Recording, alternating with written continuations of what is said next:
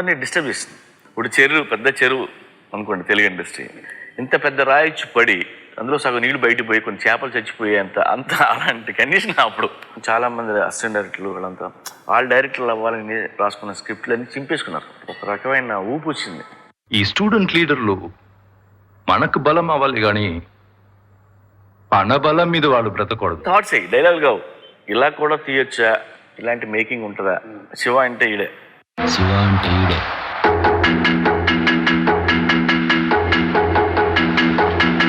నాగేంద్ర అలా కూర్చొని చూస్తుంటాడు, అసలు ఏమి ఎక్స్ప్రెషన్ ఎవడో ఏమడు, బట్ అలా కూర్చుని నాగా చూస్తే శివ అంటే ఈడేలో భయం ఉంటుంది.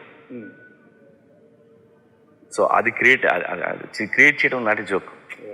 పెద్ద ఫైట్లు లేవు, అవి లేవు, తన గురించి తను పొగుడుకునే పాటలు లేవు, ఏం 100 మందిని ఎప్పుడు కొట్టలేదు, 10 మంది చేంజ్ చేస్తే సైకిల్ మీద పారిపోయాడు. బట్ పారిపోయిన మనుషులను చూస్తే భయం వేస్తున్నారు. పర్సనల్ క్యారెక్టర్లో లేకపోతే అది రావు, అంతే. అందుకనే అలాంటి సినిమాలు మేము ఎప్పుడు ఫీల్ అయిపోయాం.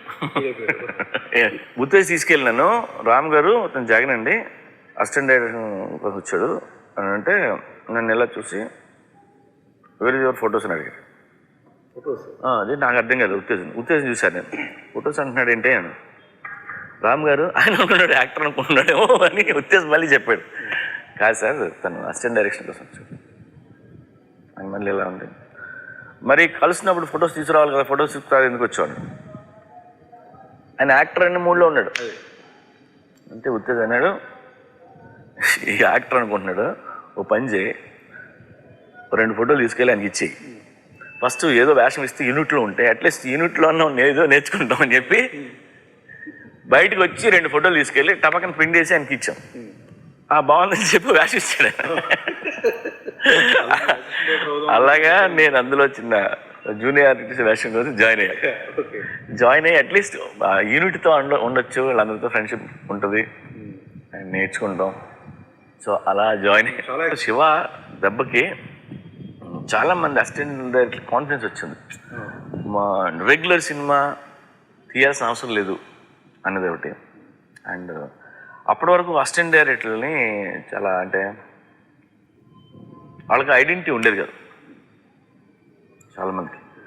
అలాంటి వాళ్ళందరికీ ఇక్కడ రామ్ గారు అసిస్టెంట్లు అందరూ ఇలా కాలర్ శివాలాగా ఇలా కాలర్ వేసుకుని మొత్తం అంతా తిరుగుతునేవారు. అంటే ధైర్యం అంతకంటే లేదు.